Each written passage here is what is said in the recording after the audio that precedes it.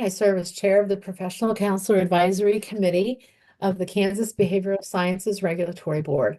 I ask that the members of the advisory committee respond to a roll call to signify their presence at this open meeting that's being conducted remotely by conference call and other electronic medium.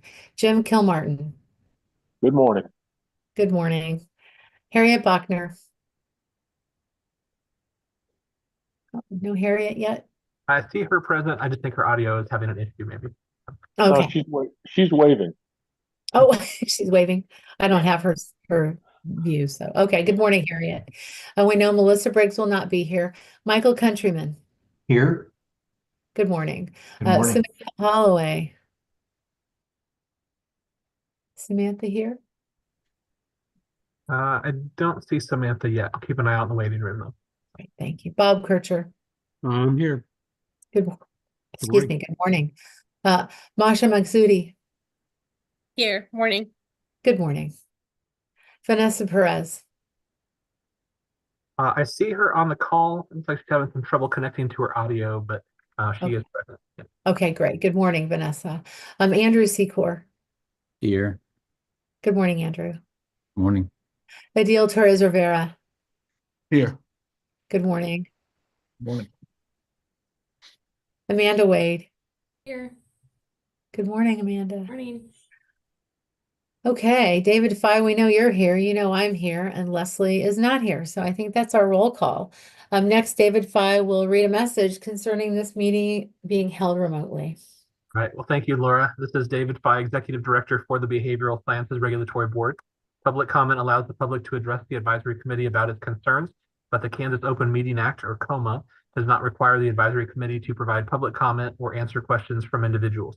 Individuals requesting to provide public comment could contact the executive director prior to the meeting by sending an email to david.fye@ks.gov. There will be no public comment at this meeting as no individuals requested time for public comment. Because we are conducting this public meeting remotely by conference call and other teleconference ability, I state for the record the following information. Public access to this meeting is being conducted by medium of interactive communication that allows members of the public without cost to attend the meeting through the use of the conference call and on the board's YouTube channel. While the meeting is conducted remotely, the requirements of the KOMA are not suspended. Therefore, we will be conducting this meeting pursuant to the KOMA. On October 14th, 2024, we sent notice of the advisory committee meeting to all individuals who had requested notice of such meetings. The notice was also posted on the board's website, ksbsrb.ks.gov. You may obtain a copy of the notice at that website. An agenda and other meeting material have been posted on the board's website and are available for review. You may also request a copy of the agenda specifically by sending an email to david.fye@ks.gov with the subject line request for the agenda, and it will be sent to you. The notice contains information for the conference call and YouTube channel that allows the public to attend the meeting free of charge. The notice also states that if we have any technical issues during the meeting, you may call the board office at 785-296-3240 or send an email to bsrb@ks.gov. A recording of the meeting will be available on the BSRB YouTube channel following the conclusion of the meeting by using the link to the meeting on the agenda. And I did check the conference call line before we got started. There's no one currently on the line, but if I hear someone beep over and announce themselves, I will let you know. Thank you so much, David. Okay, the meeting is now called to order, and the advisory committee will begin the discussion of its first item on the agenda, which is, of course, agenda approval. You've all received your agenda. Does anybody have any questions? And if there are no questions, I need a motion and a second to approve that agenda. I'd make that motion. Thank you, Michael. I need a second. I second. Thank you, Adil. All in favor of approving the agenda, say aye. Aye. Aye. Hi. Opposed, same sign. Okay, the agenda is approved. Next, we will review the minutes from the previous advisory committee meeting, which you received also electronically from David Fye. Does anybody have any questions or changes to the previous board meeting or advisory committee meeting minutes?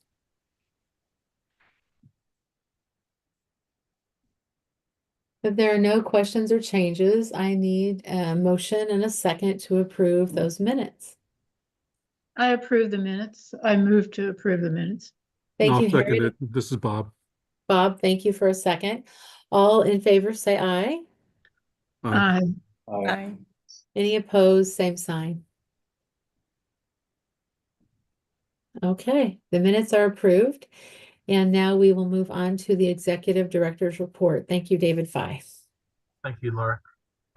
So I will keep this report pretty short, but I'll just give you a couple of updates on BSRB operations as we close to the end of the year. We have been working with CE Broker to implement that as a tool for licensees. We have implemented 4 professions so far, and we have about 3 more that we're going to try to open up before the end of the year. And so just as a reminder, CE Broker is a company that works with licensing boards like the BSRB. They offer this service for free to licensing boards and also offer free accounts to licensees. And what they do is they provide a platform so when you complete continuing education, you can upload documentation to show that you completed it. And the benefit is that when you renew your license, you need to, if you are audited, you need to show that you completed all of your hours. And currently the process to do that is to send information back to the BSRB. Our staff evaluates that, make sure that you have all the hours you need in the right categories.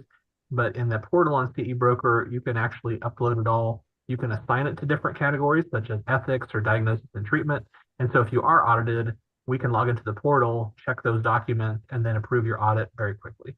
So it would make our work more efficient, and it was a nice tool for licensees to not to have to just hang on to those documents for a couple years or longer on the off chance that you may be audited. So we, while it is optional for all licensees, we do encourage licensees to go ahead and sign up for it. As I said, we've done 4 professions so far. We've only had kind of minor issues. And so really happy to report positive progress with the eBroker so far. We will continue to work with the eBroker over the next few years. And so we anticipate as we continue this relationship with the eBroker, more and more people will sign up for it.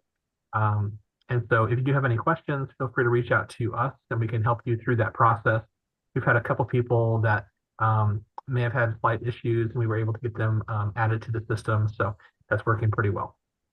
Another operations update, just to let you know, we are getting very close to the end of the calendar year. And at the very beginning of every calendar year, we have a legislative session that starts.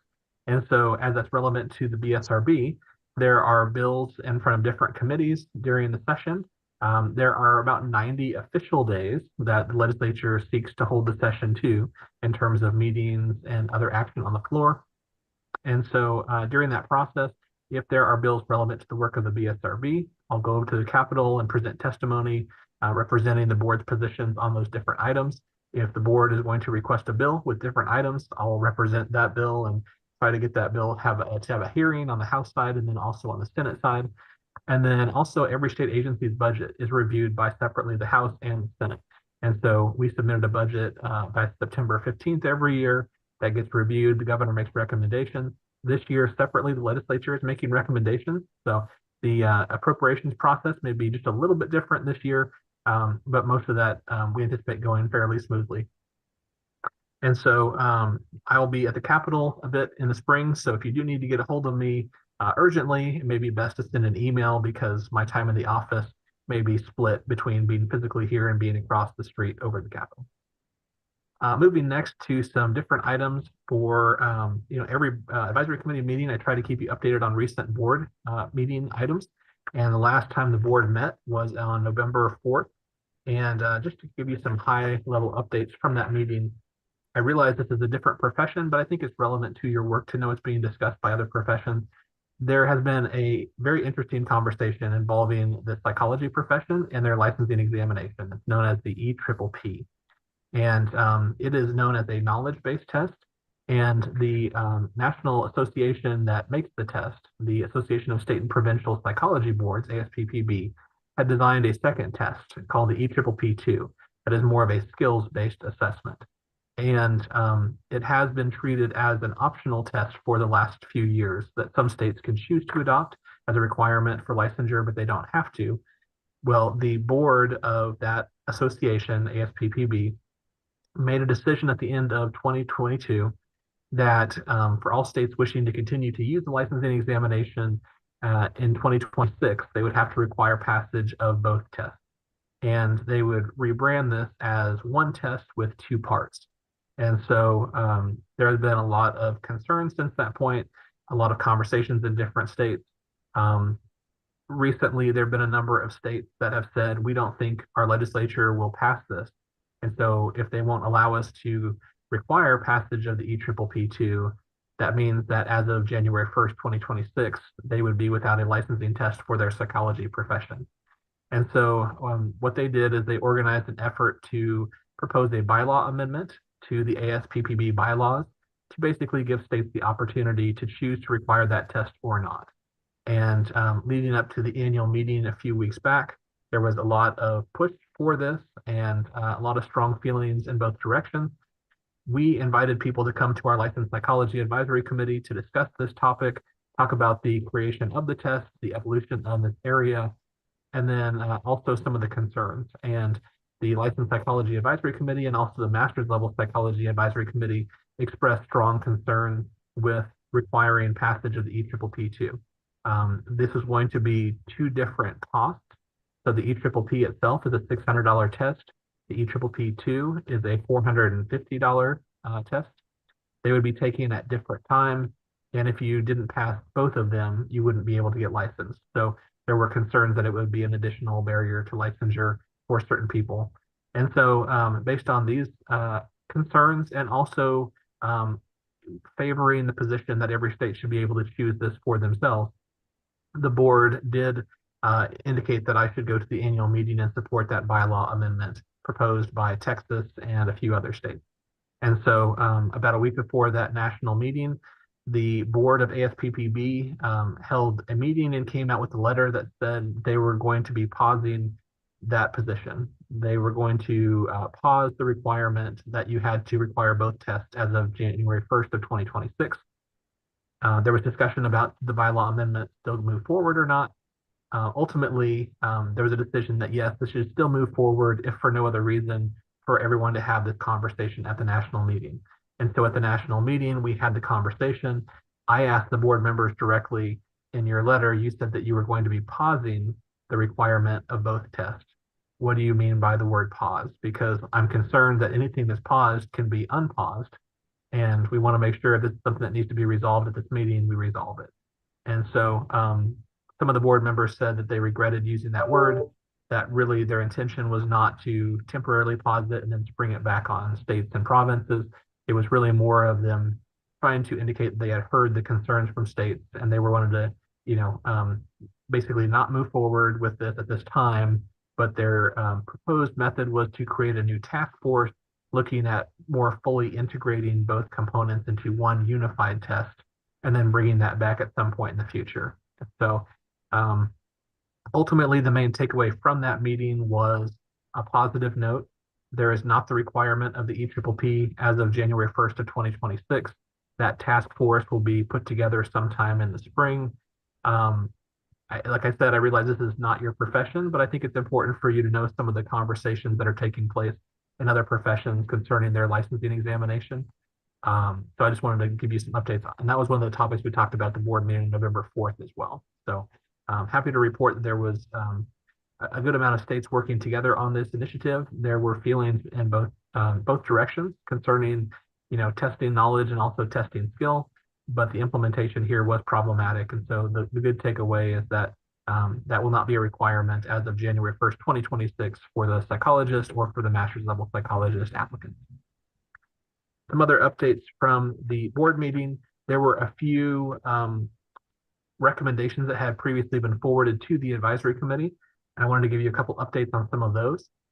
For the addiction counseling profession and marriage and family therapy profession, their practice act in the construction of act statute basically at a high level said if you're providing these types of services, you need to be licensed by the board, but there were some carve-outs. And one of the carve-outs was individuals who are students or interns. And then there was some language that also talked about, quote, individuals preparing for the practice of addiction counseling or marriage and family therapy. And that term, preparing for the practice of addiction counseling, was vague. It had never really clearly been defined in the statutes or regulations, and it was unclear if it was intended to help a certain group of individuals or why that language was actually included. So we did some research into the legislative history. We couldn't find out that it was particularly added to help one group or particular. And so we basically brought it to both advisory committees and said, we think this language either needs to be defined in the regulations, or if it's not helpful, to make sure that we have a clear standard for the statute, we would ask, your perspective on whether we should ask for this to be eliminated from the statute. And so both professions, advisory committees recommended back to the board removing that language about preparing for the practice of. And so the carve-outs still exist for students and interns, and currently still exist for preparing for the practice of, but that is a board recommendation to pursue elimination of that language for the marriage and family therapy profession and the addiction counseling profession during the 2025 legislative session in the bill. There was also the recommendation from this advisory committee that had to do with supervision, and this will be a topic a little bit later on the discussion for this meeting, but the proposal that had previously been put forward to the board, we had talked to you all about the standards of providing supervision to individuals seeking clinical licensure. And we have a board-approved supervisor process for professional counseling and marriage and family therapy. And we do allow there to be someone from another profession providing supervision, but they have to reach a very high bar to be able to do that. They have to show an extenuating circumstance that would make it necessary for that to occur. And that's a pretty extreme requirement. And so we had heard from some employers that were requesting a lot more flexibility in this area. And as we were getting ready for the legislative session, we were hearing from different groups that are listing this as a legislative priority, that they are very interested in making this more flexible. And so as a compromise position between the two positions, the Advisory Committee for Professional Counseling had proposed a requirement that at least half of the hours had to be provided by somebody who was a clinical professional counselor, board approved supervisor, but up to half of the other hours could be provided by someone from another profession, assuming that they were a board approved supervisor and they had a license at the appropriate level. So those were the requirements. That was the proposal, and the board went ahead and recommended moving forward on that recommendation in terms of statutory language during the 2025 legislative session. And then the last item the board talked about at that board meeting for the licensed psychology profession, the national accrediting body is the American Psychological Association, or the APA. And the language in their education regulation currently says that if somebody receives their education from an APA accredited school, they still need to meet certain coursework requirements in that regulation. And what the advisory committee decided was that similar to how it is for a lot of other professions, if somebody attended and received their education from an APA accredited program, that should be sufficient to move them through that process without having to meet the specific named courses. But if somebody applies for licensure from a non-accredited program, that is when they would need to make sure that they meet those program level requirements and the specific coursework level requirements. Concerning the coursework level requirements, there was also some language that a certain number of hours needed to be attained while the person was quote unquote in residence. And I know that definition has received a lot of attention over the last couple of years. For your profession and 3 others, that was changed to basically allow for either physically in-person teaching or a synchronous teaching face-to-face by screen. For the psychology profession, it basically was changed, but in a different way. It was, it still required the physical component. And the language did say it would be at the institution of the school. Well, there was a recommendation back to the board from the licensed psychology profession. There are some schools that are online schools for licensed psychology, PhD level psychology, that don't have a physical campus. And so it'd be impossible for them to meet that standard because they don't have a physical campus. And so the board did hear public comment from a couple different groups requesting some flexibility in this area.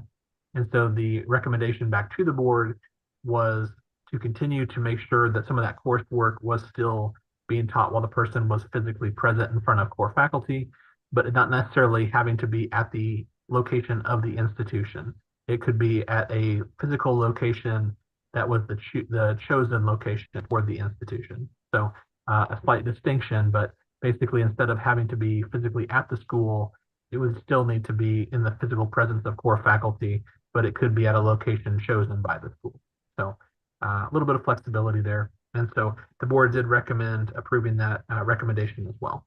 So like I said, I'll keep this short. There were just a few items last board meeting and want to touch upon a couple of legislative items. But we'll try to say this at the end of the meeting as well. But I do always like to use the last meeting of the year to thank all of you for all of your time volunteering on the advisory committee. This has been a very, very good year in terms of being able to discuss a number of these topics, and really couldn't do the work that we do without all of you volunteering your time. So just want to say thank you to all. And if we don't catch you at the end of the meeting, I want to wish you all a happy holidays and look forward to working with you all in the next year. So with that, I'll go ahead and end my report and see if there's any questions. Thank you, David. Any questions for David? David, is there a reason why it seems like the professions are very resistant to the idea of asynchronous learning in the online environment, given its wide acceptance for a long time now, and trying to limit it only to synchronous, like face-to-face or in person? I think there have been separate discussions by each of the advisory committees about that. And I think it's to probably trying to ensure the quality of the education. I think when there is a program that's accredited by a national accrediting body, there are certain checks in place. And when you have individuals from non-accredited programs, I think that there is sort of a desire to make sure that there's appropriate checks in place there. And I think that's probably why the original language, required some of it to be at the institution, and there's some other program level requirements as well. I think the flexibility to allow face-to-face by screen opens it up for online programs. But in terms of the discussion about asynchronous versus, synchronous, I'm not sure that's had a lot of recent discussion for most of the advisory committees. It's been more about how do we find a pathway to allow these purely online schools to meet this standard versus is it appropriate to start having a conversation about allowing this to be more on-demand type things. So is it really good? Oh, I'm sorry, go ahead, Laura. No, thank you, Andrew. I'll also add, I've had some I'm jet lagged, you guys. I'm so sorry. I've had some conversations about this with some of the other board members, and it seems to me like there's a kind of a belief or an assumption that when you're asynchronous, you're really not being relational. You don't have the opportunity to ask questions live, and that really impacts what we're doing because we're in the helping profession. There's I hear a lot of statements about we need to be able to have this be interactive, and so I think that feeds into a little bit of a bias about asynchronous learning. Okay. Did that make sense as I said that? Yeah, I guess, and David, you were kind of differentiating between accredited and non-accredited programs. So is this really geared towards the non-accredited programming? Because I know like there are K-Prep accredited programs that are all online that are asynchronous that are allowed because of that. And they have some residency components where they are in person for a small period of time, but most of it is self-directed. So is it just that accreditation status that really gives people that sense of security? I mean, so we're really saying if you're not accredited, we're not allowing it. If you're accredited, we're going to allow it. That's how most of the education regulations are set up. Yeah. So yeah, because most of them basically say if you received your education from an accredited program, that accreditation process, basically we feel comfortable they've looked into your program level requirements and in some cases your coursework level requirements, and we feel like you met a certain standard by coming from an accredited program. But we want to allow some flexibility for people from non-accredited programs, so we'll provide a different pathway to try to reach equivalency. Mm-hmm. It's really more the path from the non-accredited programs that requires the in-residence component. And so I think it's really I think it's trying to be helpful, but realizing too that what an accreditation process is looking at, we probably couldn't do all of that ourselves to the licensing board, and we couldn't, list all the requirements that maybe an accreditation would do. But it's an attempt to kind of have standards that are hopefully equivalent to what an accrediting body would look for. So, Um, that makes sense in an unaccredited or non-accredited setting, like having some of that. So that's helpful. Thank you. yeah, and part of that too, we look at some of the regulations for the other professions, and so right now we have a newly national accredited body recognized for addiction counseling. So if someone receives their education from an accredited program for addiction counseling, we move them through. If they came from a non-accredited program, they'd have to meet some of the in-residence requirements.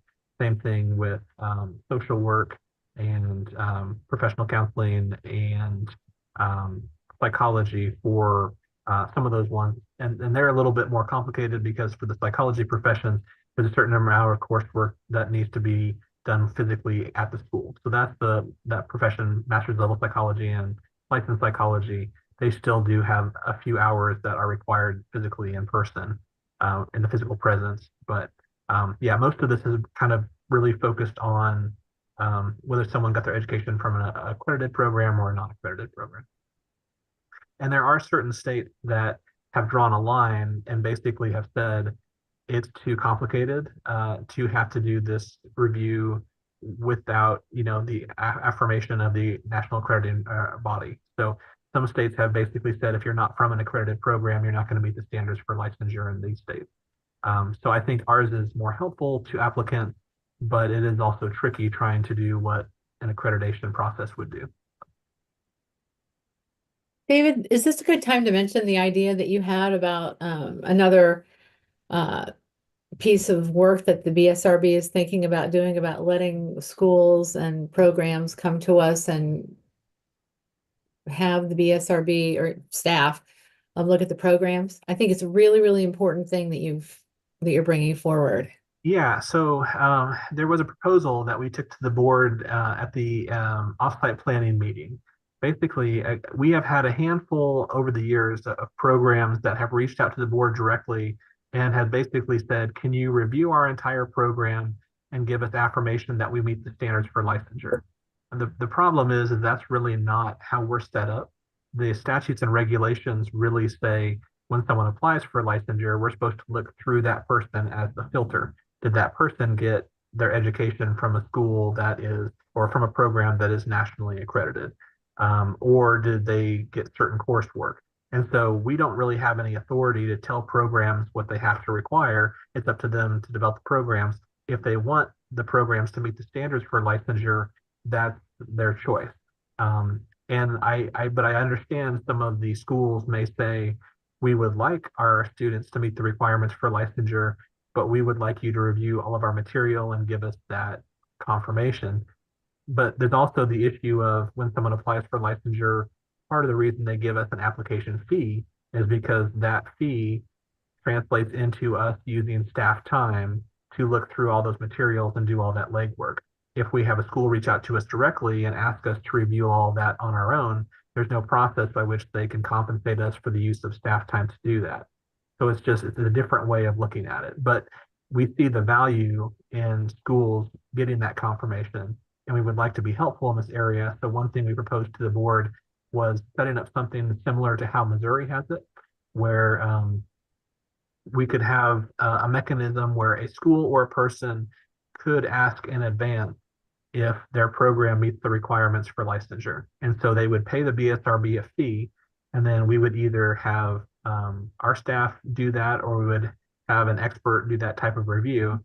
And basically that would, it would work better that way, because then we want to be responsible with our staff time. Any reviews we'd be doing for an institution would be taking time away from actually helping applicants. And so if we had that set up, that would be a way that we could kind of help the schools with that too.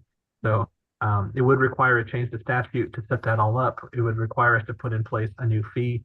But we think it would be helpful. And like I said, we don't receive a whole lot of those requests right now, but when we do, it'd be nice to have a mechanism in place to do that. So, and the board. David, that.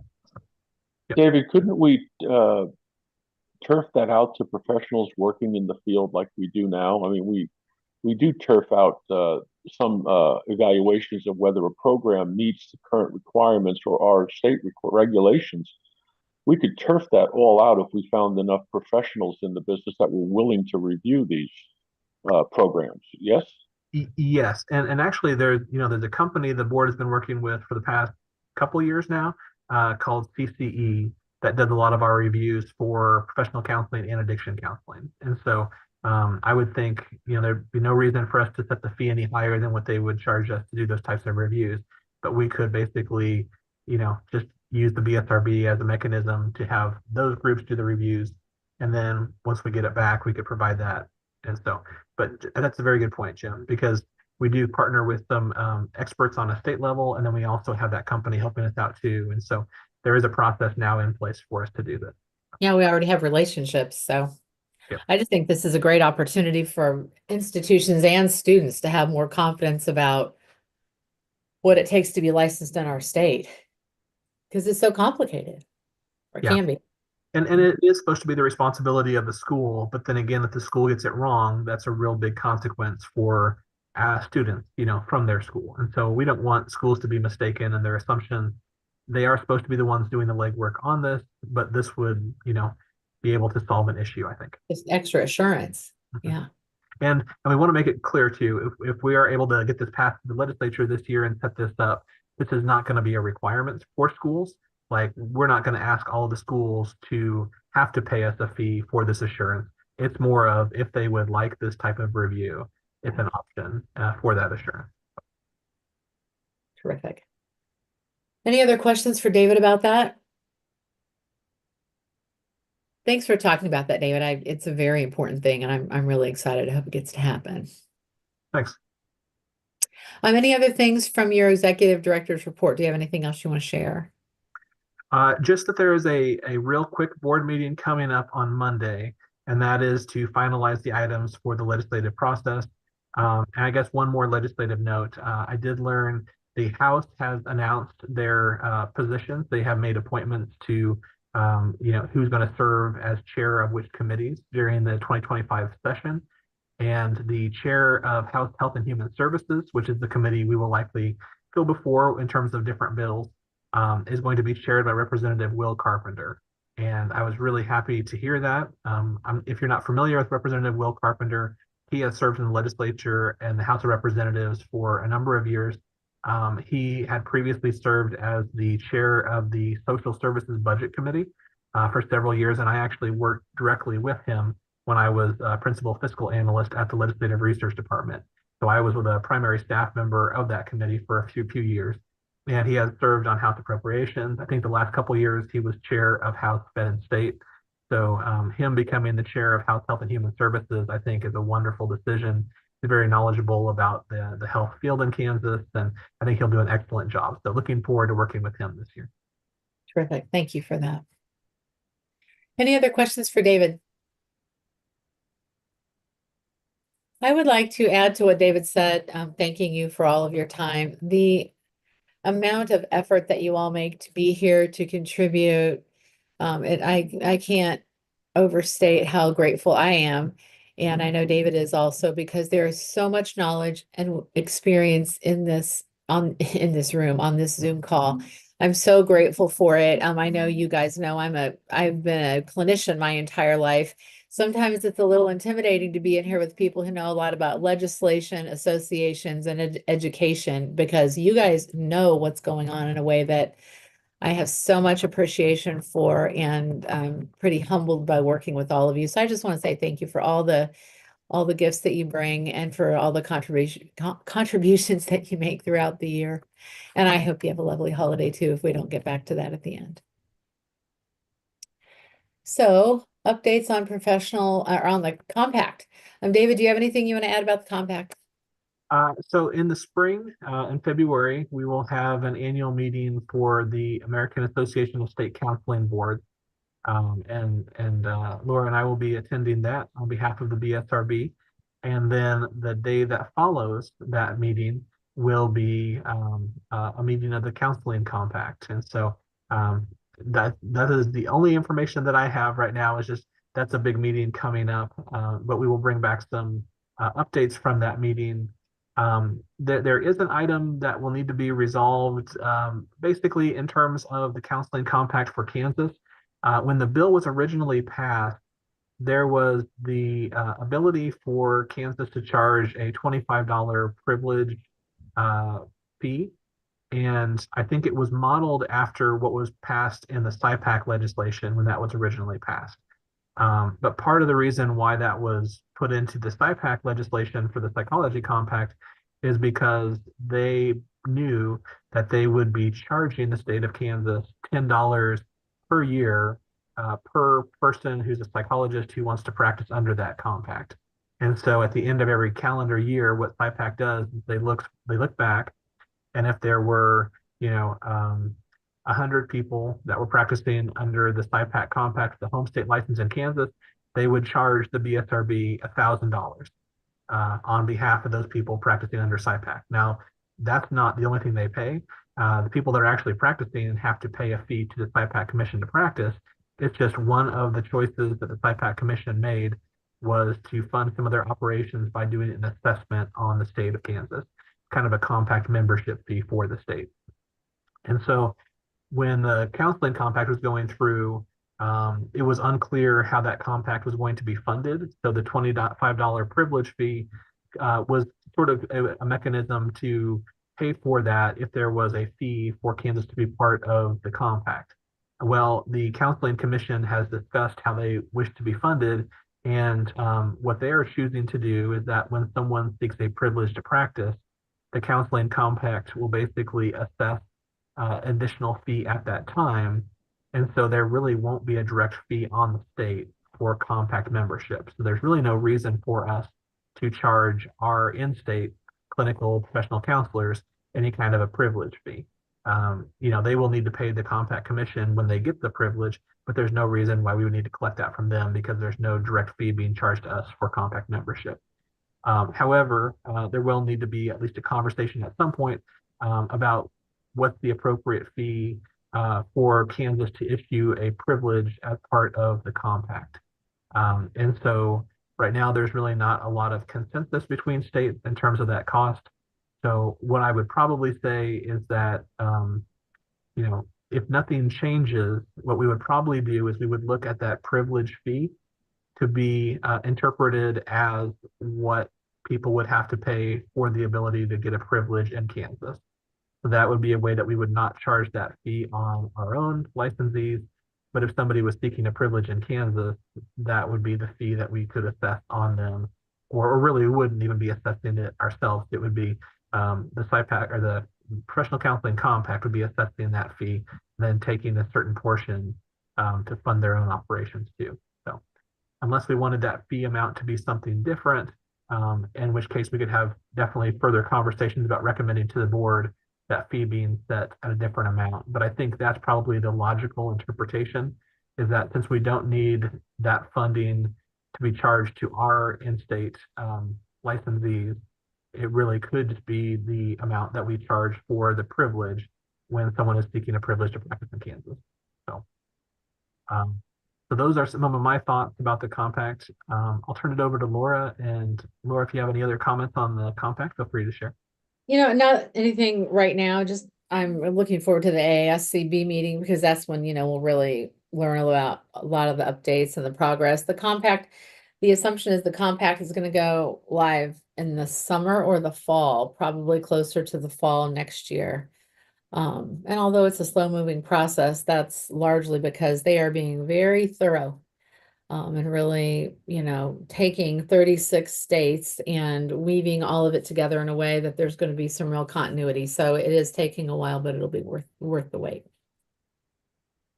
That's all I have. Oh, Can I jump in? absolutely. I Please. think the updates from the commission have been lacking in terms of providing information to states about the reasons why it's so delayed. Okay. I get questions about when's it going to go into effect, and then I go to the website to look for updates, and there's not really much there except we're working on the database and so forth. So I think the commission needs to be far more transparent and communicative with the states and with, so that way we can get information out to people that keep wondering about this. So that if we're saying, because we've been told this time, this time, this time Yeah.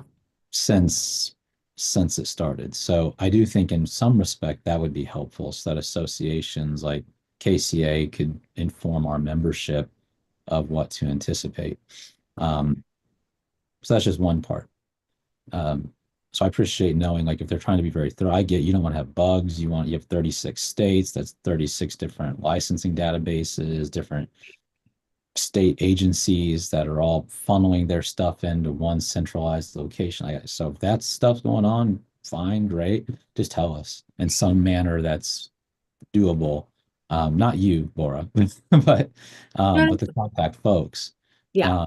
Just so we can communicate information to the grassroots folks, Yeah, I appreciate your feedback. And you know what, David, is it okay if I take that feedback directly back to Greg Searles, the executive director? I think that's a good idea. And I think maybe we could even ask him, is there a way that he could come out with maybe a handout Yeah. on behalf of the commission that we could distribute to people that maybe kind of had more of, because we have heard little updates at different meetings, but that would be easier to kind of provide something on behalf of the commission or on behalf of the executive director for the compact. So I don't think that would be a problem to ask him for something like that. And so then as we get that information, we could just make sure that we build that into our, item 5 in this agenda of updating on the compact. We could just make sure we are bringing a little more formal information from them. Yeah, thank you. Yeah, thank you. The other part is with the fees. So David, is it your understanding that, so Kansas will be able to charge a fee for a privilege to practice here, as other states will charge privileges. Is it going to be the plan that the commission will charge those fees, and then are they going to be responsible then, like, for providing the money to the states for that, or are people have to, so that'll all be like one process, and then whoever's there, they'll just delineate out what's their portion, what's the state portion, and it's taken care of that way? Yeah, it sounds like the model will be once everything is operational, if you want to get a privilege to, let's say that you have a clinical level license in Kansas, and let's say Nebraska and Missouri are members of the compact. If you want to get a privilege to practice in Missouri and Nebraska, you would just go to the Compact Commission website and say, I would like a privilege to practice in Missouri and a privilege to practice in Nebraska. And every state has the ability to set whatever the privilege fee is going to be. And so, but the Compact Commission would say, okay, we can turn these around for you really quickly. It's just going to be this fee for the Nebraska one, this fee for the Missouri one, and then we assess a portion on top of that for our operating. And so we will go ahead and collect that, and then the Compact Commission will take the state portion and then send that back to the states. Okay. Perfect. And then the last thing I have is, again, I think I might have brought this up before, but the in-person and telehealth practice.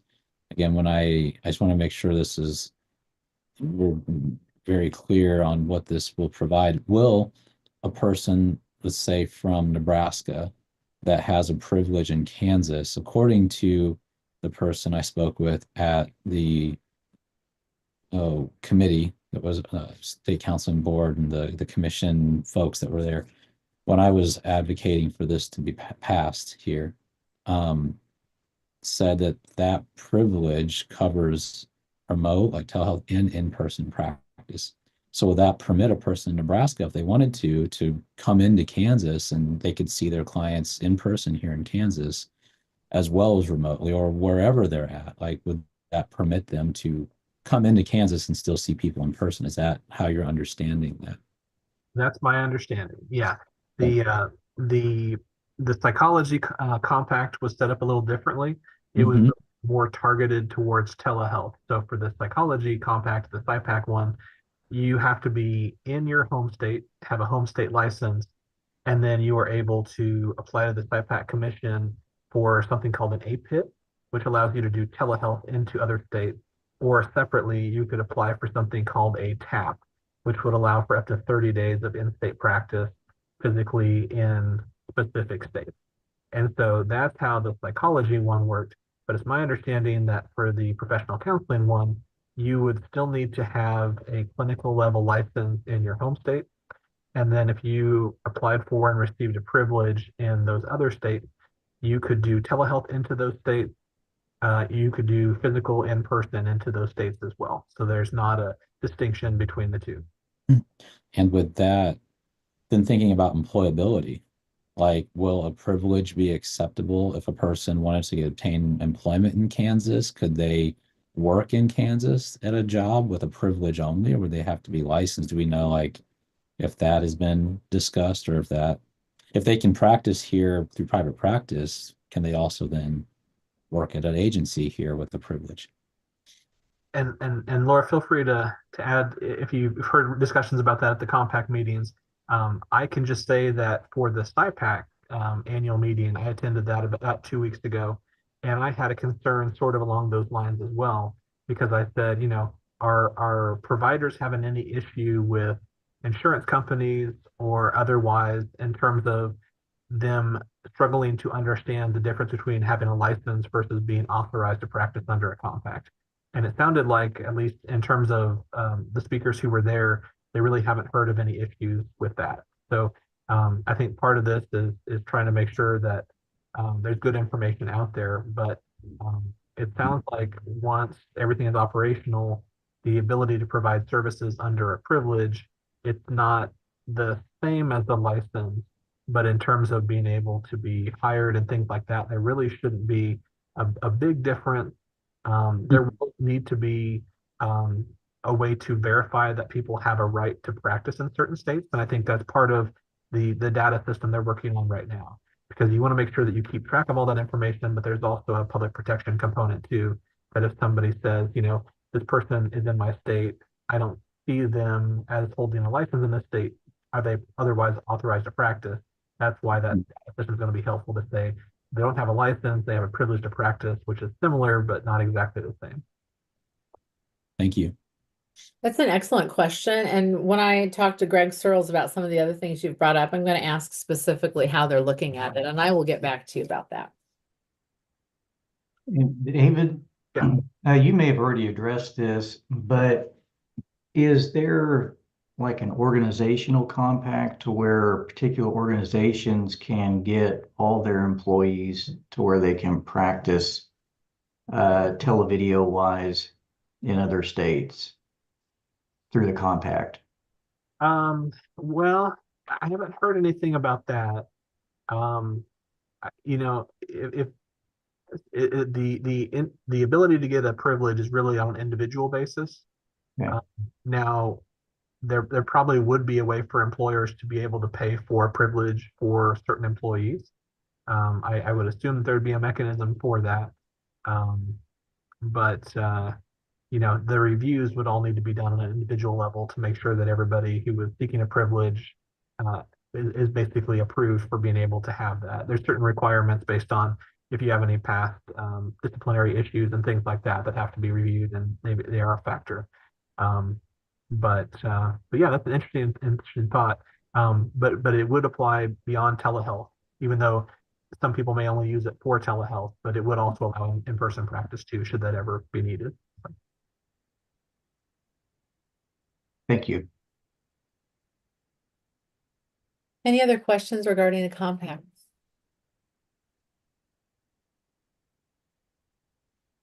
Okay, thank you so much for your time and your contributions about this. You're all raising great questions, and we'll learn a lot. So I'll get back to you after I've talked to Greg Searles, the executive director, and I'll let you guys know some of the information that he brings back to us.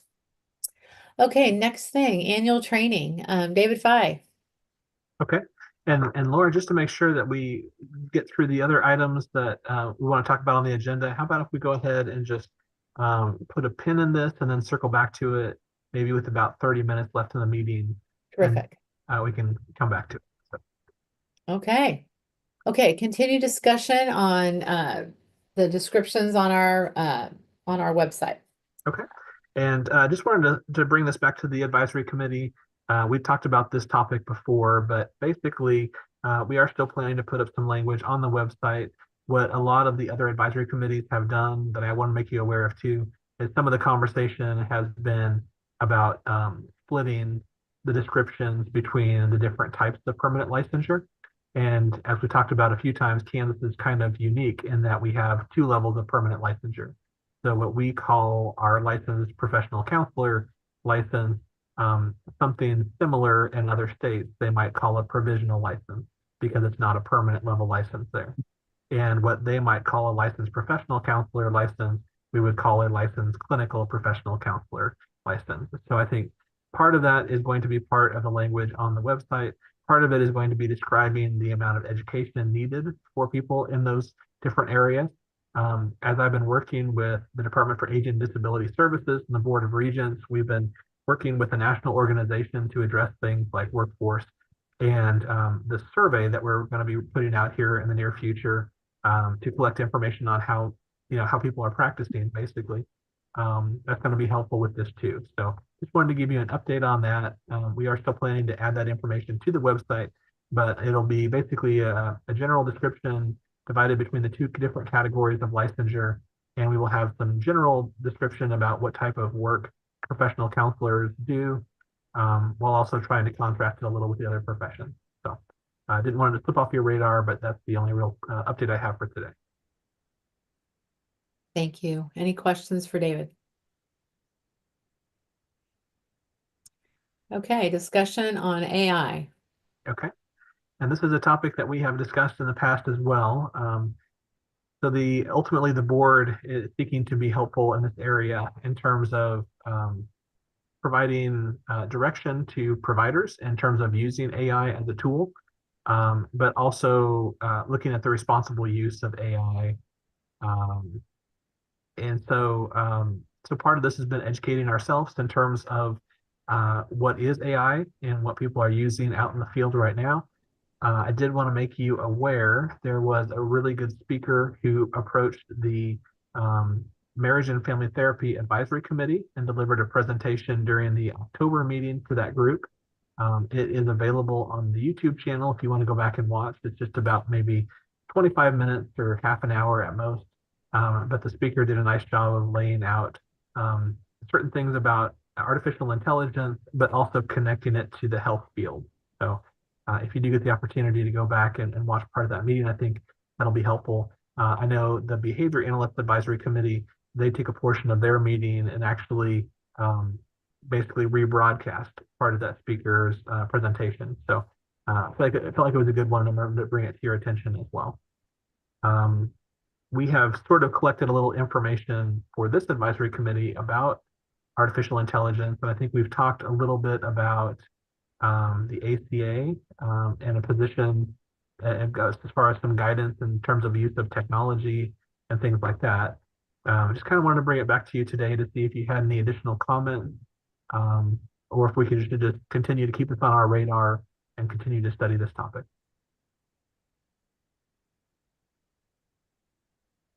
I would say, I mean, NBCC is continuing to put out information about just technology in general.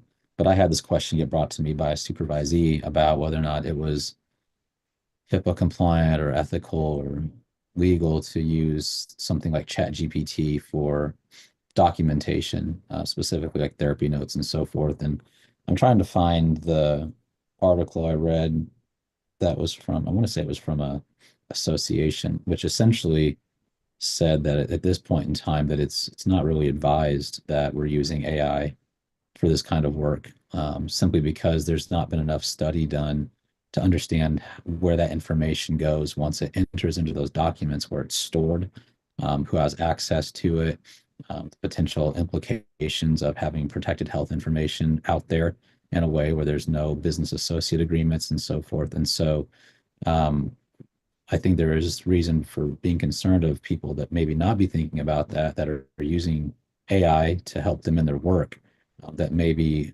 unknowingly exposing protected health information to any number of people.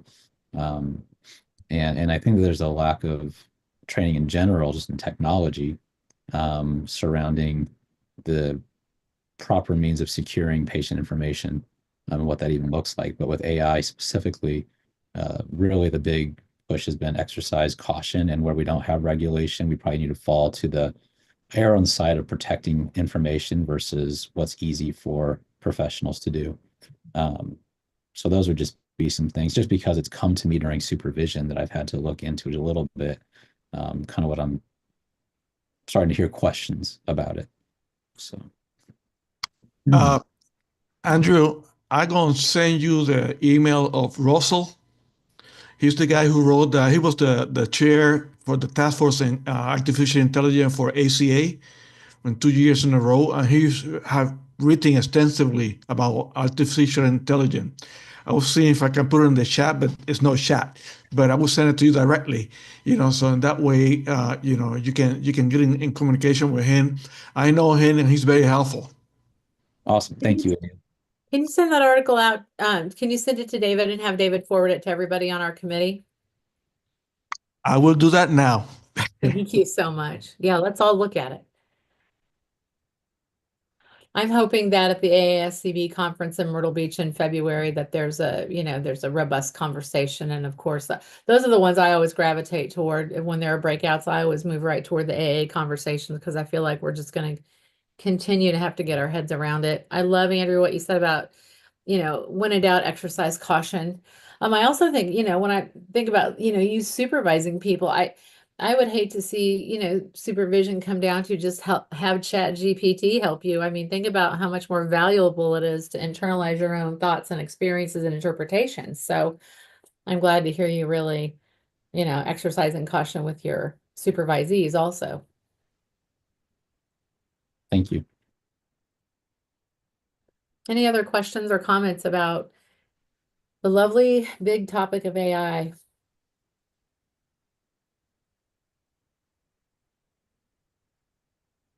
Okay.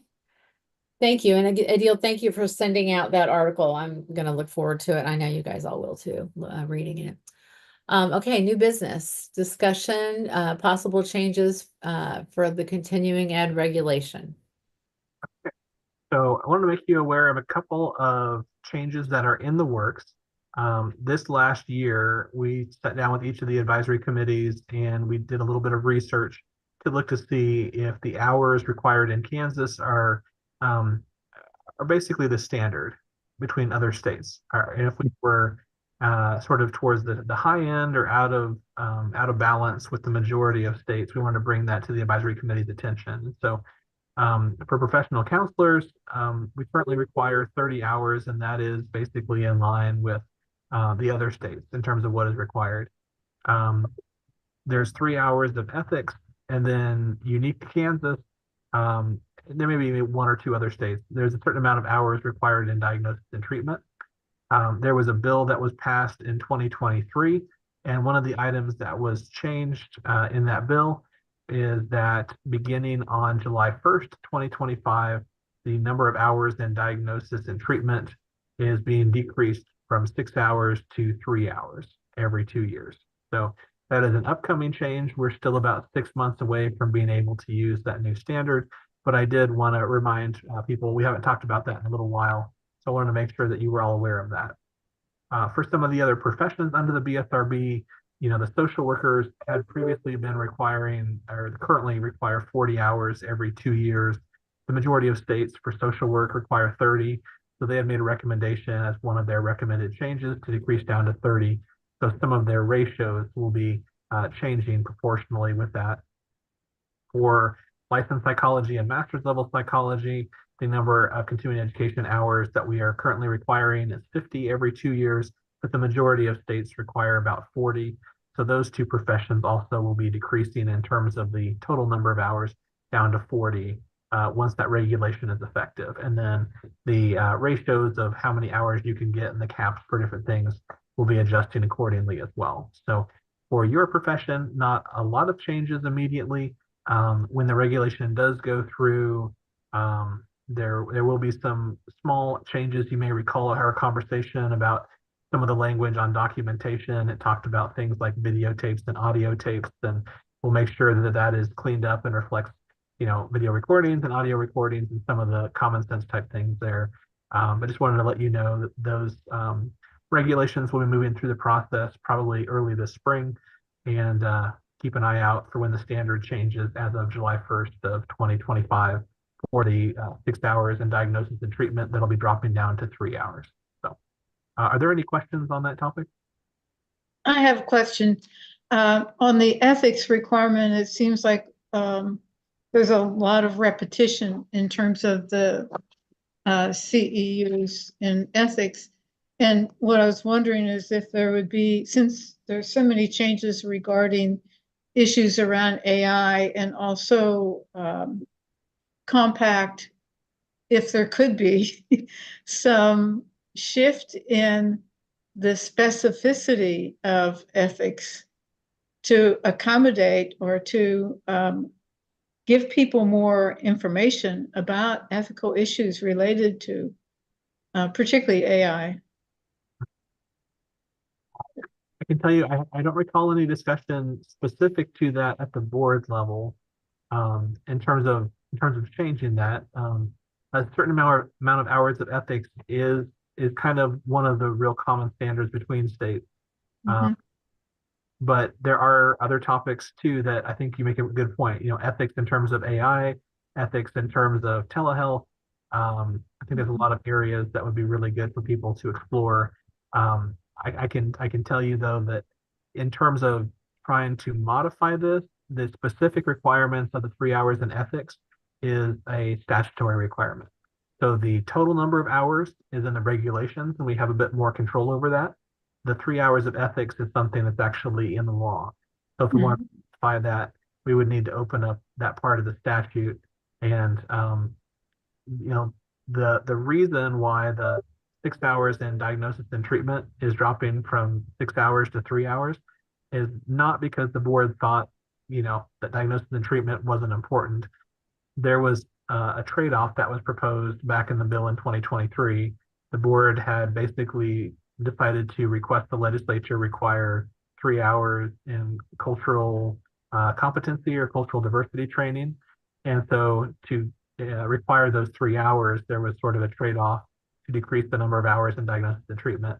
And the legislature, when that came before them, they said, well, we don't agree with your proposal to do 3 hours in cultural diversity training, but we will keep this 3 hour decrease in diagnosis and treatment. So there is always a risk if you propose something that you think would be beneficial, they may only take part of it and it may just decrease the standard overall. So there's some real risk involved there. But anybody else have any comments on that or questions? I think it's just a matter of what people choose to present on. I mean, for like proposals I have out are like ethics of neuroscience application in counseling is a topic where we have to look at the idea of like how do we ethically apply neuroscience and how are counselors misapplying neuroscience in counseling in a lot of ways. So understanding that, looking at ethics related to telesupervision, since that's become a much bigger thing. You know, there's telesupervision trainings out there that address the ethical aspects of telesupervision that I think a lot of folks just kind of do it without exploring the ethical factors associated with all these things too. So I think part of it is what professionals are examining and looking at related to how we think about ethics versus it just simply being, let's review the code of ethics. It's what parts of the code of ethics might apply to various subtopics within our professional work that then we talk about and then help people learn. So, and it's also looking like what are emerging areas within our field that maybe the ethical implications of it haven't really been thought through by the average everyday professional that's out in the field doing the work. ACA's probably been thinking about it, and the ethics committee at ACA is probably thinking about it. But for the trickle down, it's like, where does that come from? So that's where I think things like the ACA conference, KCA conference, places like that, where you have people specifically looking at those topics, can help you get training in ethics specific to certain areas important to us versus just kind of the general take. But I do know what you're talking about, David, because I was there with you in that meeting when that part of the kind of the cultural component was removed from the bill. And so rather than them reinstituting the 3 hours additional of diagnosis and treatment, they just left it at 3 total and just scrapped the other part. And so then we ended up saying, well, now we're going to require less training overall in diagnosis and treatment. That's not, that was not what was being desired in that sense, was just to omit everything altogether. But when things are rolling like they are, that's just kind of what happens. So you do have to, I learned that you have to be very mindful of those things. Even that wasn't our bill, that was a BSRB bill. Sorry, in this case, it was our bill, and I was not there for that particular bill at that point in time. But yeah, I learned you got to be very explicit. So Andrew, where are you said you had proposals out for ethics of neuroscience and so forth. Is that a presentation you plan to make to KCA? yeah, I mean, I don't know if they're accepted yet or not. And if they're not, I may just do them as a continuing education thing anyway. But yeah, those are both proposals at KCA. And then also when you mentioned AI, I was like, oh, maybe I should throw another ethics in on AI, and you can get all 3 of your hours in one conference. Maybe they all get accepted. So Hope so. yeah. That'd be great. It's a great idea. I did send the reference to everybody. So as Russell is been very diligent in kind of moving forward with artificial intelligence, and I think ACA have a proposal for a book that will include ethics in artificial intelligence. I don't have the update yet, but I know that there's a couple of things on the table with that task force. Thank you for that. And anytime you receive anything, please send it out. Please send it out to our committee. Our committee benefits from all the knowledge that each of you brings. So thank you for that. I just looked on my email and I see it. So I'll be reading it this afternoon. Thank you. Yeah. By the way, Russell is also a Kansas product. He is. Oh, really? Yep. That's I didn't know that. I just know him for ACA. So Yeah. Do you know where he went to school? He got his doctorate from K-State. Okay, then. And That's great to know. Thank you I for that. just sent the link that he wrote on ACA Counseling Today back in December of 23. He wrote called The Balance of Innovation and Ethics with Artificial Intelligence. So I sent that link back via the email that Adil had sent, so everybody has that too. Thank you. Thanks. Yeah, he was a professor at Emporia State University for a while Mhm. before he moved on to a different position. But yeah, I wonder if he'd ever come and present at our advisory committee. probably would. He's still, as far as I know, he still lives in Kansas. Not hasn't moved, as far as I know.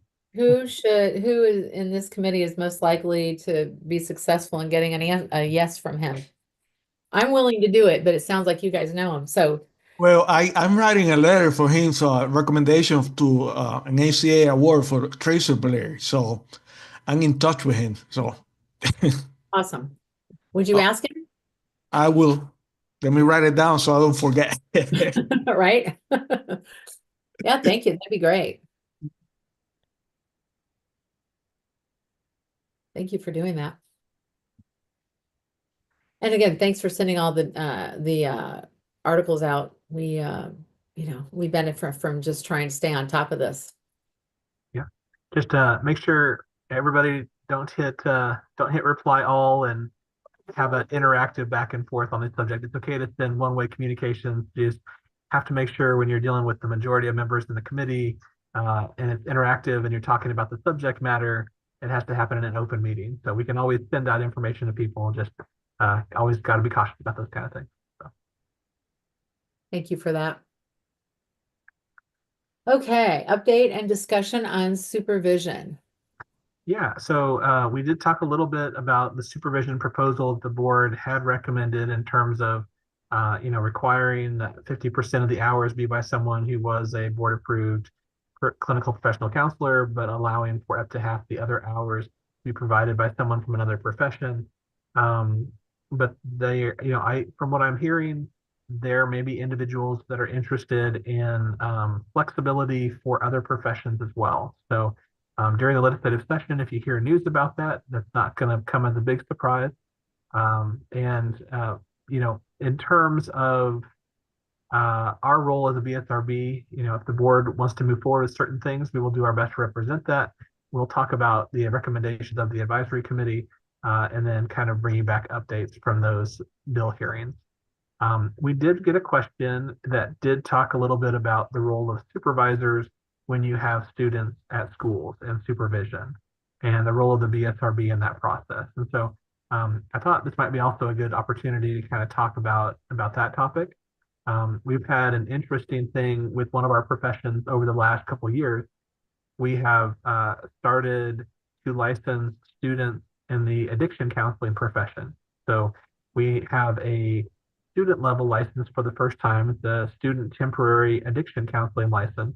And the way it was designed is for students who had 60 hours towards completion of a bachelor's degree, and the 60 hours needed to be in addiction counseling or a related field, or at least an emphasis in those areas. And then they had to have an agreement with their school and an employer to be able to work while finishing their classes towards their bachelor's degree, with the hope that this would be a nice transition type license to get them into the addiction counseling profession. And so it has been very popular since that passed. It is a temporary license, as I mentioned. It only lasts for 24 months. It can be renewed one additional time for 24 additional months, but that is when it would end. And so since that point, I think we currently have about 40 to 45 people who hold a student temporary addiction counseling license. And we have a handful of others who previously had it, but it's now obsolete because they've been able to progress to having their permanent license. So it's been a really positive thing. But in terms of questions of supervision, it has led to some interesting conversations, because the Practice Act generally does carve out that to provide certain services, you generally need to be licensed by the BSRB. But there are some exceptions when someone is a student or intern, and if they are not licensed by the BSRB, they're really not under our jurisdiction quite yet at that point. So if there are issues, a lot of times those are resolved at the school level. However, when we're looking at these new student temporary licenses, now you sort of have a split of jurisdiction, because those individuals are under the BSRB's jurisdiction. And so if they do something that would be inappropriate, they are still held responsible by the representatives at the school.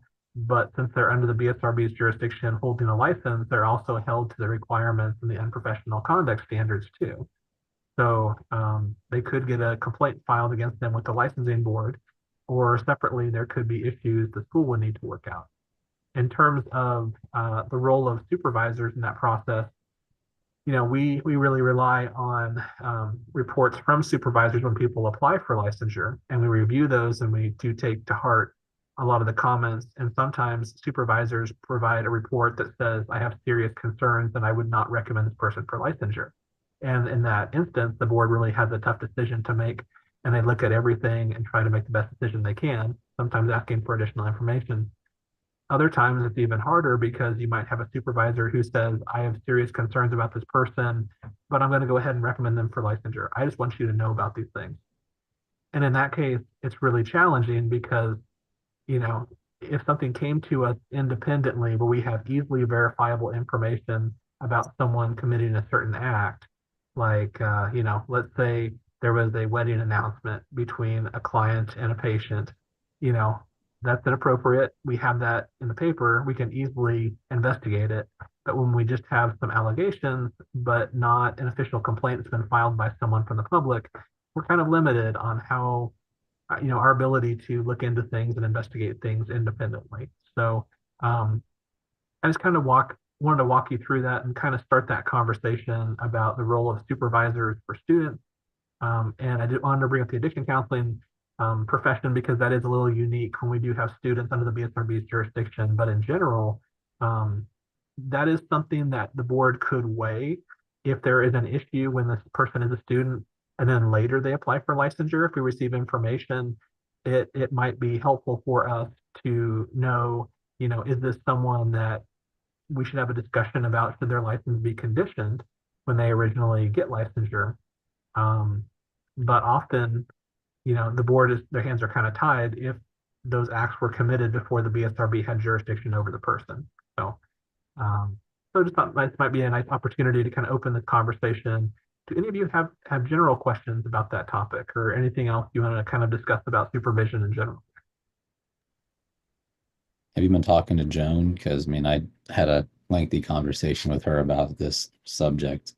Uh, so my question about this came from the issue of who has authority. So the topic was surrounding students being allowed to practice telehealth anywhere without any limitations, because they're not under the BSRB's jurisdiction. Therefore, since they're not licensed, the BSRB can't do anything. So students, Raja, they can see people in any state that they want, is essentially how it was presented to me.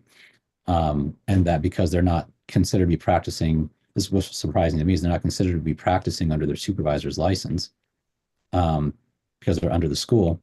Then I said, then what happens if we have people in settings that are permitting students to do things that aren't okay that the school doesn't know about because we're not there with the students.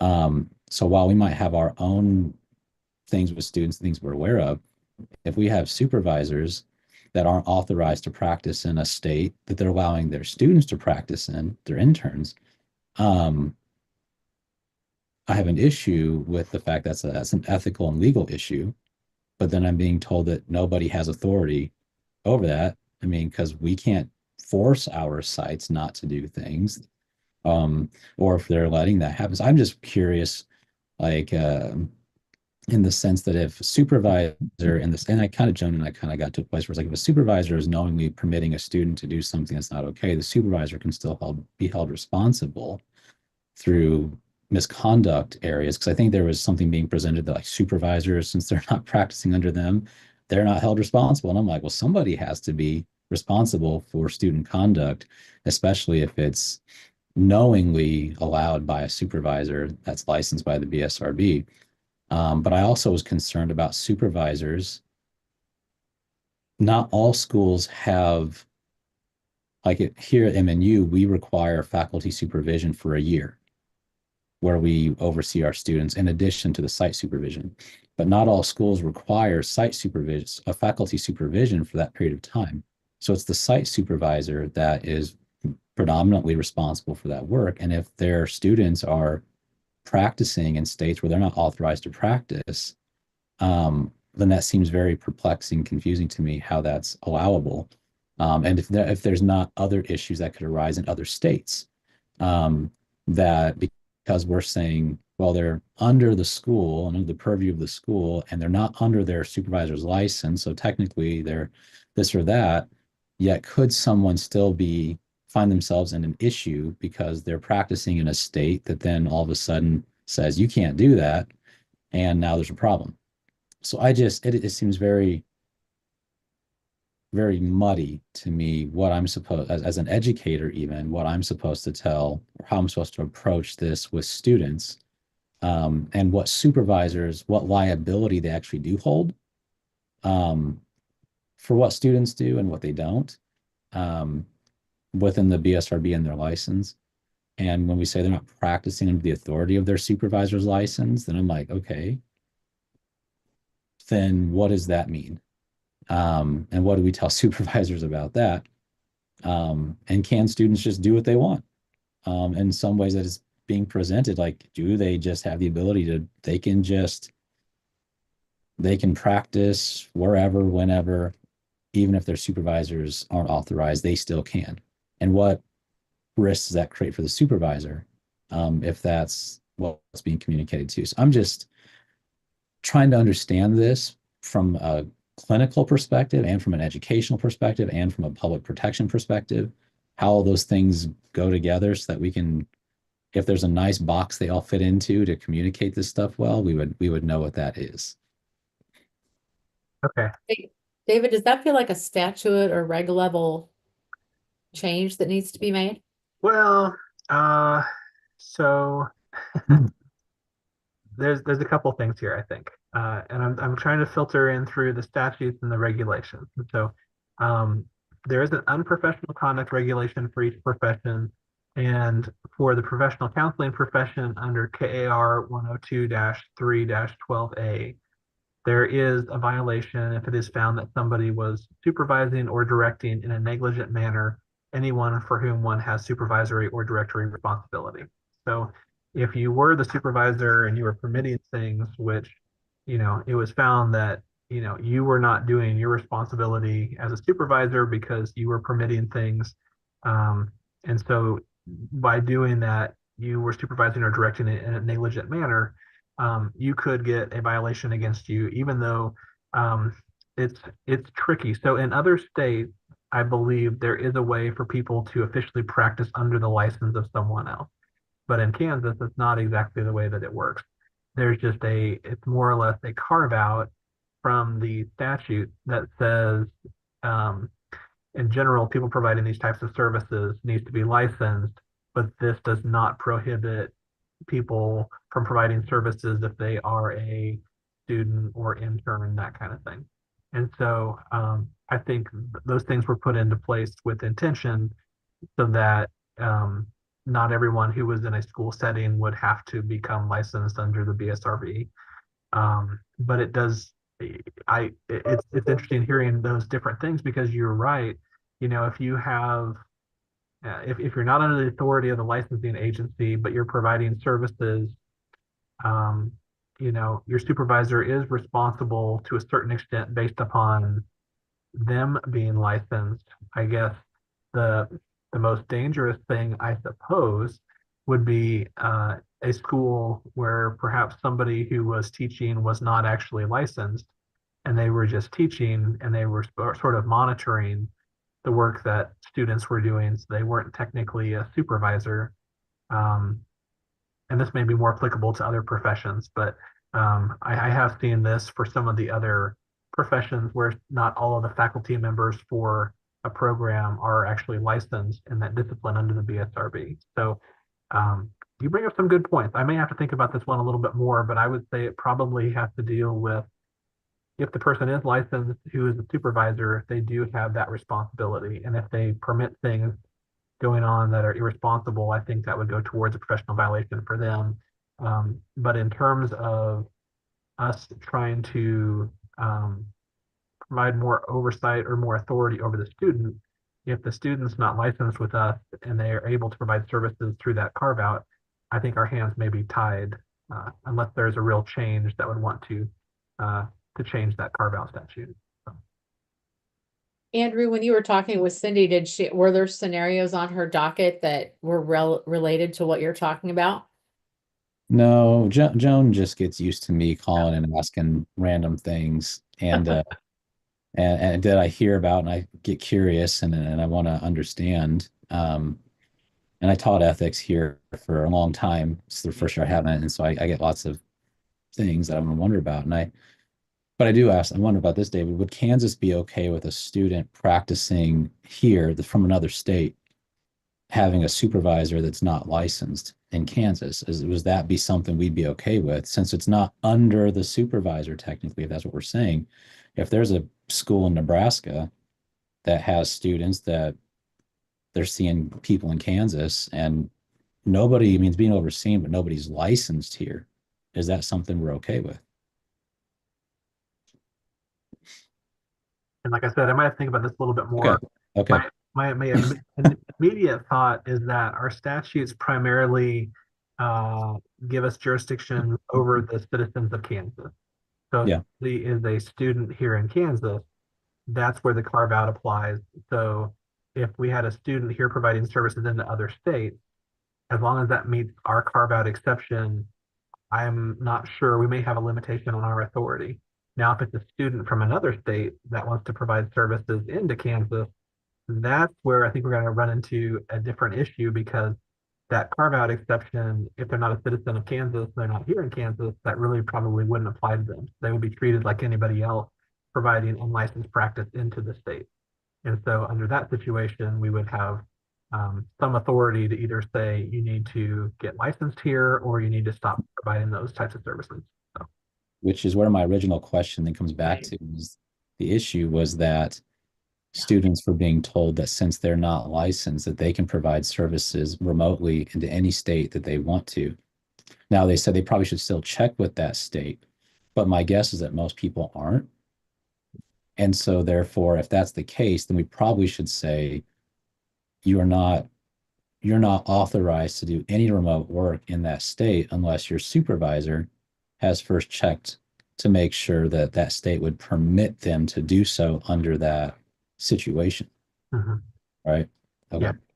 Yeah, and there are some states that basically say we're going to look at either the location of the client or location of practitioner, but there's other states that say both.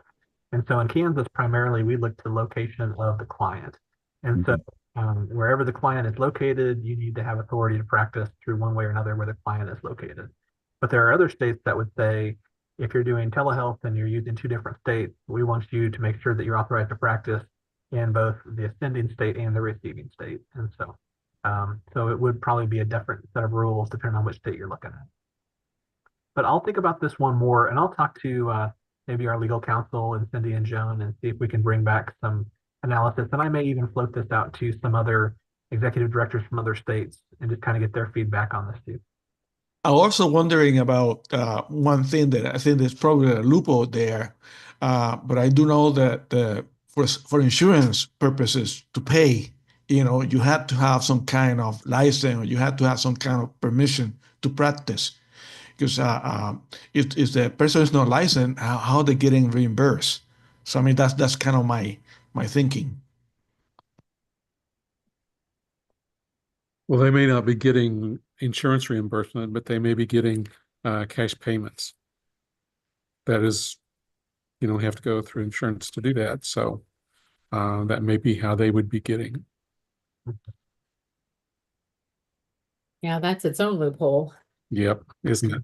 Yeah, because I think that also the other piece is, Andrew, is that is a student is member of ACA, they have an ethical loophole. If they have a NBCC membership, there's another loophole there about ethical violation, So the license is one of that route, but those other two places there may be. But it's an interesting dilemma, which I will eager wanted to hear what would the answer for is.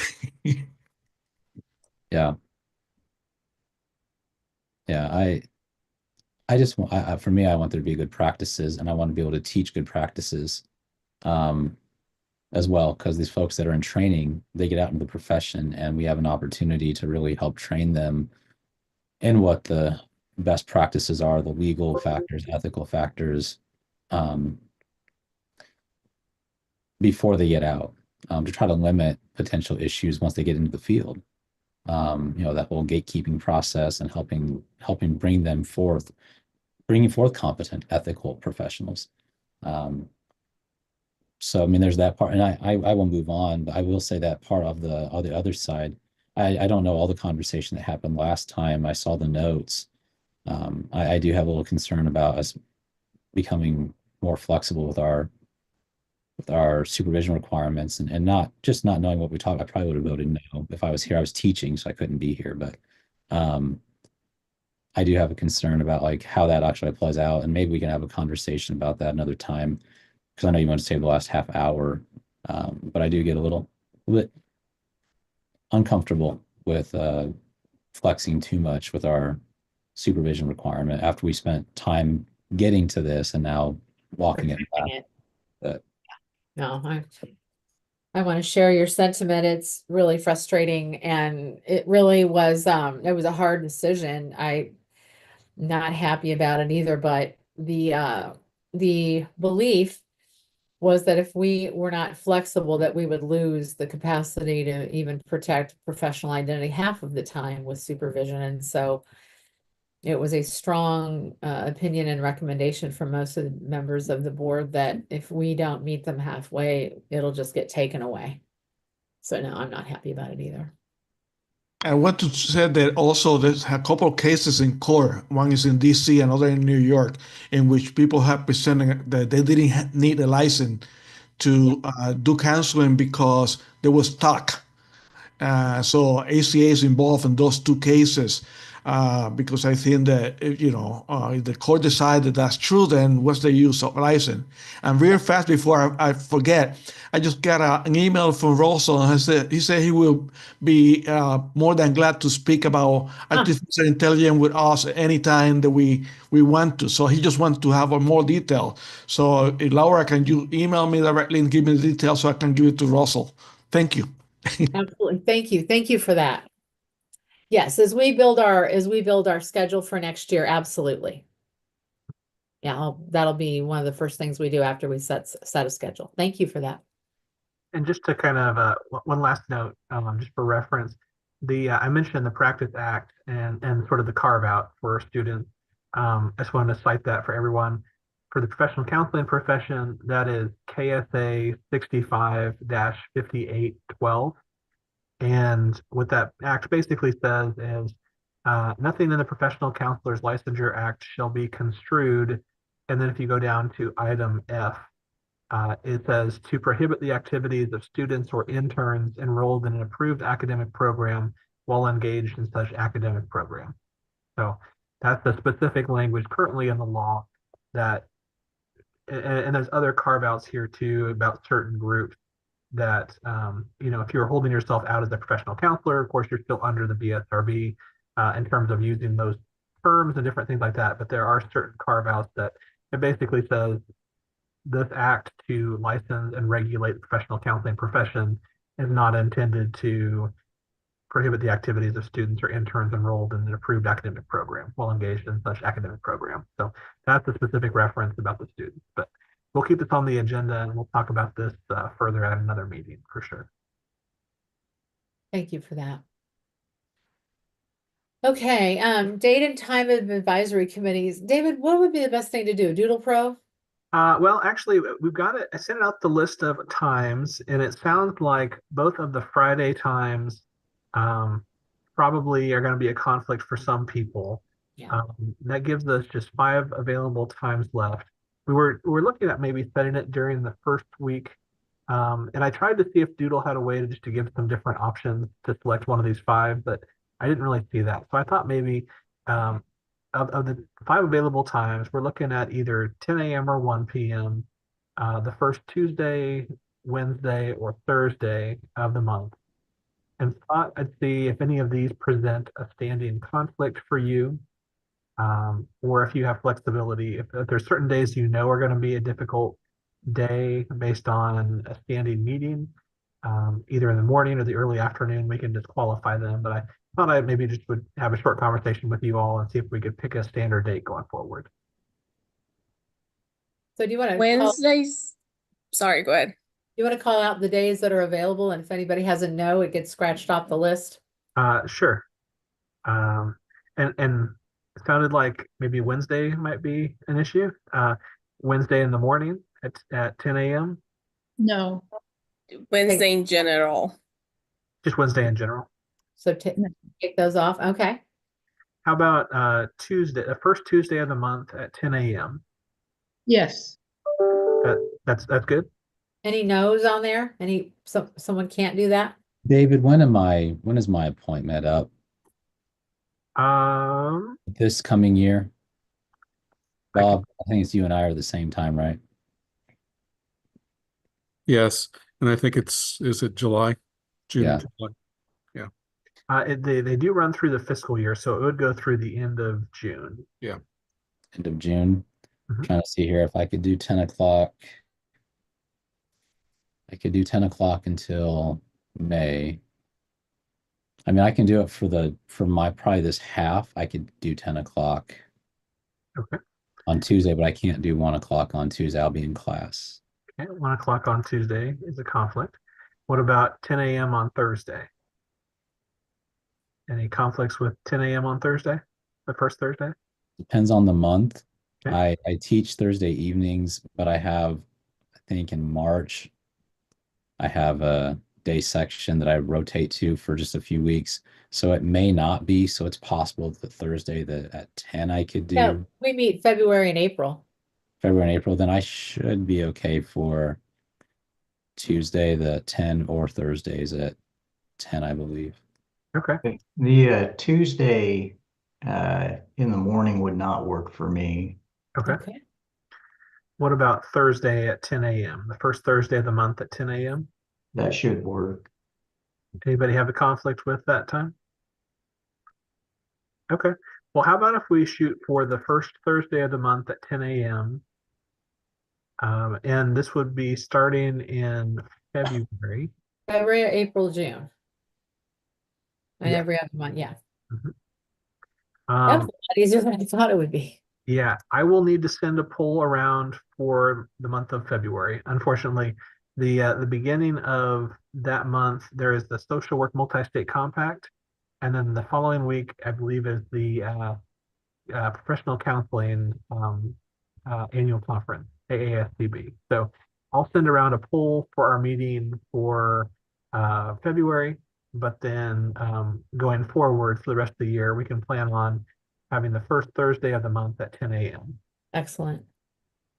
Okay, so February is still up in the air, but we have a plan for the rest of the year. That's great, guys. Thank you for that. Okay, David, do you want to do new topics or do you want to do training? Which one do you feel is more impactful? I'll tell you what, let's go ahead and jump into the training, and I'll try to get through the first half of that. And then we can kind of pick that up at the next meeting. And in the meanwhile, we can just ask people to be thinking about topics for next year, and then we can discuss those at the next meeting. Okay, thank you. Okay, everyone, so here we go. And before we get started here, I do want to thank one of our staff members, Emma. She has been a part-time employee for the BSRB for the last couple of years. She was finishing up a college degree, and recently we got authority to move her to a full-time position now that she's finished her degree. So she is taking on some new responsibilities. Some of those are helping me as an assistant, and she really helped clean up this presentation from last year and condense it to about half the slides. So wanted to thank Emma for all of her help on this presentation. Terrific. Tell her thank you. Tell her we all said thank you. I will do it. All right, let's go ahead and I'll share my screen here and we can jump into it. So this is the annual presentation. We always do this for board members and advisory committee members. A nice refresher in terms of the role of an advisory committee member and board members. Some of this may be more relevant to board members, but keep in mind the same principles and values we hold board members to. Most of those are going to apply to advisory committee members as well. So first, about the BSRB. The mission of the agency, in accordance with the intent of the Kansas legislature, is to protect and serve consumers of services offered by BSRB licensees through the issuance of licenses, resolution of complaints, and creation of appropriate regulations. And that's accomplished through efficiency, fairness, and respect to all those involved. And if you notice the language, while we deal mostly with licensees, our primary purpose created by the legislature is to protect and serve consumers of services. So we do want to make sure we remember we are a public protection agency. In terms of the history of the agency, we were established in 1980 when the legislature took the existing State Board of Examiners of Psychology and Board of Social Work Examiners and put them together. And then over the years, the BSRB's jurisdiction has expanded to include the licensure of professional counselors, marriage and family therapists, marriage and master's level psychologists, addiction counselors, and behavior analysts. What we are known as in other states is called a composite board. So rather than have a separate board for each of the individual professions, we have one board composed of both professional and public members. And what some of the benefits of having one board as a composite board is that we save operational expenditures by sharing resources, utilizing licensing and investigative staff on similar subject areas. Another way to help understand the BSRB is to compare the board to an association. Regulatory boards like the BSRB exist primarily to protect consumers, are created by the legislature, and are governed by statute, whereas associations exist to enhance the profession and are created sometimes by members of the profession. In terms of the BSRB staff, we have 12 employees, including myself, the assistant director and licensing manager, licensing specialists, investigators, and clerical staff members. We are known as a fee-funded agency. That means that we don't receive any money for operations from the state general fund, but by statute, all the revenue we receive, we contribute 10% up to a cap of $100,000 back to the state to help fund state operations. The majority of the revenue we get is from license fees, and our annual budget is a little over $1.1 million. All board members are appointed by the governor to serve a 4-year term, and board members may be reappointed for a second term, allowing service on the board for a maximum of 8 consecutive years.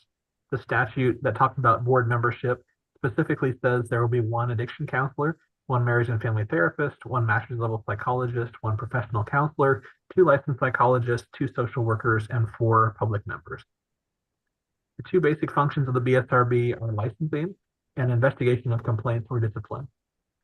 Every full board meeting, we always try to provide the board with a current list of permanent licensees under the board. This was at the beginning of last month, and so there are currently about 16,000 active permanent licensees under the board. And each one of those acronyms represents a permanent level of licensure under the BSRB. Social workers make up the majority of the individuals that we license, about 55% of our total licensees, and then the second largest group is probably professional counselors. In terms of investigation and discipline, as a public protection agency, the BSRB investigates complaints against practitioners under the authority of the board. The agency has administrative authority over practitioners, but this process does not take the place of criminal or civil proceedings. In fiscal year 2024, which just ended in June, the BSRB received 162 complaints or reports of alleged violation against practitioners, which was a decrease of 38 from the previous fiscal year 2023. When complaints are reviewed, in terms of the investigative process, complaints are reviewed to determine whether the BSRB has jurisdiction over the issue and whether the matter involves a potential violation of the statutes and regulations for the profession.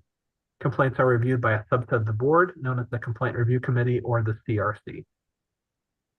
Some of the common violations that we see are falsifying continuing education requirements or audit violations when someone goes to renew their license, practicing without a license or practicing with an expired license, having a dual relationship or conflicts of interest, making sexual advances or engaging in physical intimacy with any client, refusing to report termination or suspension for certain reasons, confidentiality violations, and practice-related issues, such as performing services inconsistent with one's education or accepted professional standards.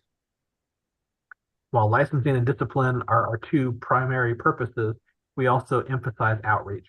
So in my role as executive director, I, along with the assistant director and licensing manager, we speak to groups of students and other groups of individuals to provide information on licensing and disciplinary matters and to provide a proactive approach to assist individuals before they become licensed. Also, back in January of 2021, we launched our YouTube channel for the agency. Since that point, we have broadcast live or uploaded after the fact over 180 meetings, and those have now been watched live or watched afterwards over 10,000 times. Other resources we have available are on the BSRB website. That's at ksbsrb.ks.gov. Some of the features on the website include a license renewal portal, so individuals can renew their license electronically, copies of forms and other application materials, links to the statutes and regulations for the profession, proposed changes to statutes and regulations, complaints or report of alleged violation forms, disciplinary orders when they become public, and also information on board and advisory committee meetings. As a state agency, we follow basically a tiered form of authority. So first and foremost are statutes, and this is language that has been passed into law. When a bill goes through the legislative process and becomes law, it becomes part of the statute. The board statutes are primarily Kansas Statutes Annotated, or KSA, 74-7501 through 74-7511.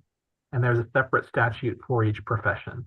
And you can find links to these directly from the BSRB website. Secondarily to the statutes, regulations help provide authority to state agencies like the BSRB. The statutes provide the broad overall framework, and within that framework, agencies are able to promulgate regulations, and that helps spell out the details or how we implement state law. And there is a separate regulation for each profession. Third, in terms of hierarchy, are policies, and these are adopted by the board or the agency to assist with operations. You have 3 documents in your packet of material. I'll just reference those. These are under the policy section on the board's website and are available for anybody to review. Well, the first policy document is an expectations for board members document. This is something that the board chose to adopt to hold themselves to certain standards and to hold out that they value certain principles. Some of the guiding principles in that expectations of board members document include that persons in Kansas shall expect that licensed mental health providers are qualified, competent, and professional. Persons regulated by the BSRB shall expect equitable and fair treatment in relation to licensing activities, disciplinary processes, and administrative regulations. The BSRB shall provide all services in a manner that is timely, cost-efficient, courteous, and competent. The BSRB shall be guided and led by ethical principles, clear policies, progressive thinking, and strategic decision-making, and the BSRB shall respect the dignity and worth of all individuals. Some of the services offered by the BSRB are to process license applications and license renewals in a timely manner, take disciplinary action when appropriate, provide timely information to the public, and maintain rules and regulations or statutes. In terms of the code of conduct, the board really wanted to stress the value of integrity. A board member of the BSRB should have no criminal or professional misconduct record, nor commit acts that would lead to investigations or complaints. Board members should possess sound moral principles, have courage of convictions to withstand pressures to be swayed from the public protection agenda, should be honest about personal agendas and leave them outside the boardroom, reveal any actual or perceived conflicts of interest, and appropriately recuse themselves from decisions or actions in those areas of interest, not represent their personal opinions as that of the board, and should be limited to about one unexcused absence per year.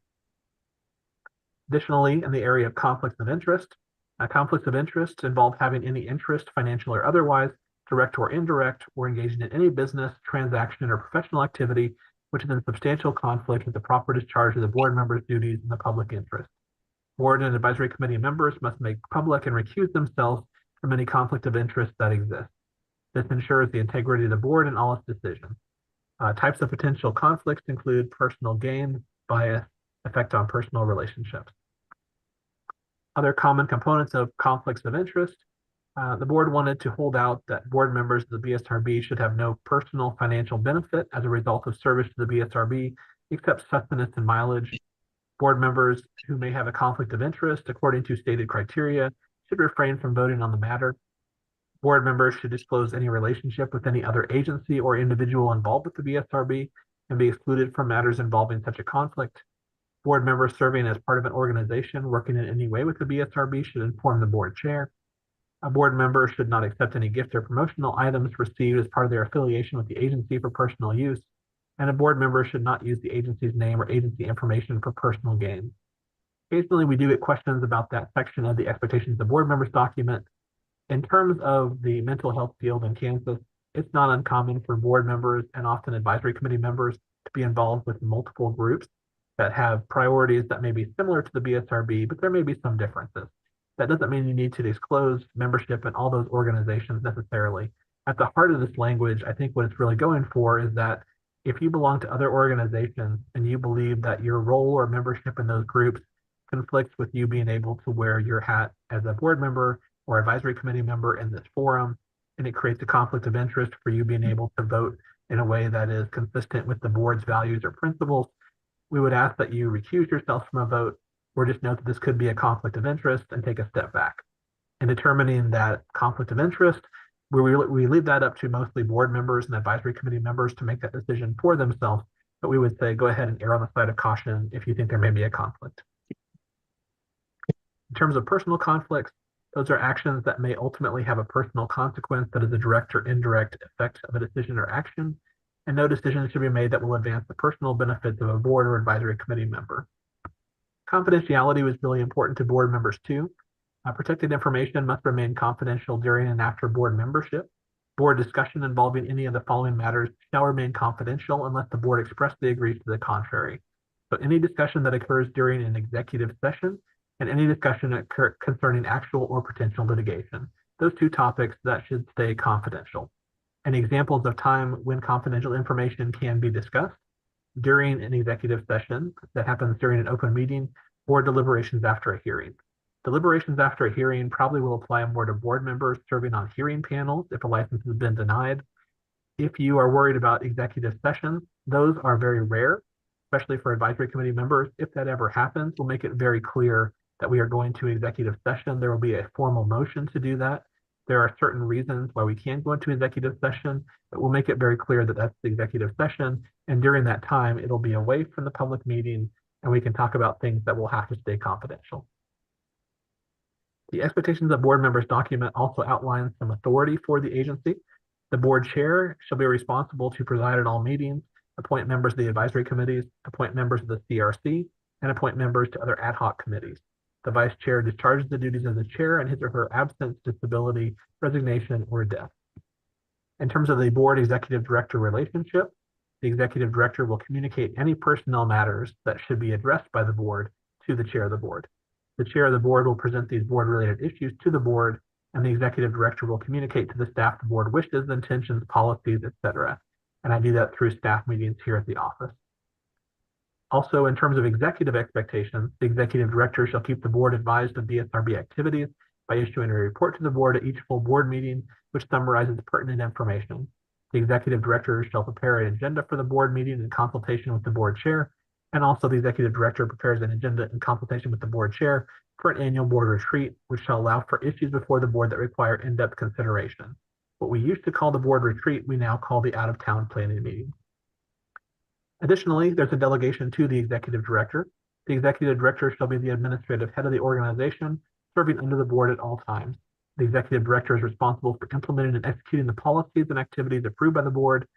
The executive director shall recommend policies and activities for consideration by the board, and also have sole authority to employ, eliminate, or fix the duties or salaries of other employees or independent contractors of the organization, subject to policies, regulations, and limitations approved by the state of Kansas. If I do want to hire someone, that does have to go through the Department of Administration and the governor's office. The governor does have the authority to deny my ability to hire any particular person, or also if I suggest a salary for that person, they have the ability to veto that as well. So there are some checks in place in law. The language of the document also talks about monitoring the executive director's performance. It says the board shall, when necessary, utilize executive sessions to discuss issues concerning the executive director. The board shall formally evaluate the performance of the executive director each calendar year and on an annual basis thereafter, with emphasis on whether set outcomes are attained. And I think that's a really good policy. We also do performance reviews for our staff members, and it's always good to get feedback on different things. The second document that I have in your packet for you is the advisory committee policy. It's a real short document. It's a little bit over one page, but we'll briefly summarize it here. The advisory committee purpose. It is to support the board in carrying out its mission to protect the public. The process by which the advisory committee does that is to address issues referred to it by the board, or it also can suggest issues that believes the board should consider by referring them back through the chair of the advisory committee to the board. Once an issue is referred to the board has three options: address the issue at the board level, refer the issue back to the advisory committee for additional information, or take no action on the issue. The structure of the advisory committee is described in the policy. It says that the chair of the advisory committee will be a board member, a public board member will be a member of the advisory committee, and there's also supposed to be a minimum of 3 and a maximum of 10 additional advisory committee members. Usually those are licensed professionals in the area. The executive director is a non-voting ex officio member. The assistant director or licensing manager is encouraged to attend the advisory committee meetings, and legal counsel. Yes. Yes, do you have a question? Sorry about that. No. Okay. Legal counsel representing the board should attend meetings when their attendance is requested. And then in terms of the advisory committee members serve 2-year terms. They can be reappointed for up to 8 terms, and that's a recent change. It used to say they can be appointed for up to 4 terms. Recently, there's been kind of a discussion by the board to say, can previous members come back and serve in the future? And the board elected to change the terminology to allow this, but there needed to be at least a 2-year gap in between the 4th term and the 5th term. So you can serve up to 16 years in the advisory committee, but you can serve 8 years. And then after a 2-year gap, at least, you could reapply to come back to the advisory committee. And if you are reappointed, you could serve an additional 4 terms. It's recommended that appointments to the advisory committee are staggered to avoid too many members reaching their maximum length of service at the same time. And then there's very important language there in the policy that says the policies and procedures under which the BSRB board members are expected to operate will apply also to the advisory committee members. In terms of selection of advisory committee members, nominations can be made by the public, committee members, members of a professional organization, or through self-nomination. Committees should ensure diverse representation, including geographic setting, gender, culture, ethnicity, and licensing levels. Members should represent both public and private sectors, as well as educators in the discipline. And committee reviews nominees, resumes, letters of interest, and their alignment with the board's mission and goals. The committee chair submits recommendations to the BSRB board chair for approval. And then once appointed, the executive director informs the new members and may provide orientation to familiarize themselves with the board and the committee's roles and functions. And then before we kind of end the training for today, I'll just comment on one last item in your packet of material. It's a 1-page document, front and back. As we have broadcast more of our meetings, we've received a lot of questions from members of the public. It's been a really good process, but some individuals have requested to provide public comment on topics that may not be the best to talk about at public meetings, especially advisory committee meetings. So we designed this document, which is an official policy on the BSRB website. It outlines that public comment is not entitled to individuals, but it could be approved at the discretion of the board chair or advisory committee chairs. And it outlines the processes that should be followed during comments to the board or advisory committees. It also gives information on topics relevant for public comment, such as requested changes to the statutes or regulations or other policies for the BSRB. So with that, I'll go ahead and stop my presentation for today, and we can pick up with this. This is about halfway through, but I know we only have a couple minutes left. I'll just see if there's any brief questions until the next meeting. So is there any questions about what I covered so far? Okay. The next section of the training, feel free to look ahead on. It really gets into more of broad training for state agencies. So it does talk about some things like the Kansas Open Meetings Act or COMA, the CORA, or also the CAPA. And so some of these things are relevant to your work as a committee for a state agency, but we'll talk about some of those more at the next meeting. If you do have any questions before then, feel free to reach out to me directly by email. You're also welcome to send a message to Laura Shaughnessy, the advisory committee chair, as well. Thank you, David Fye. Okay, everyone. Thank you so much for all your time and again for all the hard work this year. And David, thank you so much for all you do. I do not know how many, well, I do know how many meetings you handle, but I don't know how you do it. And I'm just so grateful for all the dedication and time that you give to one, the BSRB, but also specifically to our advisory committee. We always accomplish great things, and it's because of the way that you organize things for us to do. So thank you so much for that. And everyone, thank you so much for all your time this year again. And I hope you have a lovely, lovely holiday season. And if anybody else wants to chime in on any of that, please do. And if not, I would like a motion for adjournment. I make move. that motion. Say again? I second. Okay. David Countryman, and I think I heard Harriet. Or Yep. no, yeah. Okay. All approve or all for approval of adjournment, say aye. Aye. I assume I'm not going to hear any opposed. Happy And holidays. Thanks, Okay. everyone. Happy holidays. Thank you so much. Take care, everyone. You- Happy holidays, everyone. Bye-bye. Bye-bye. Bye.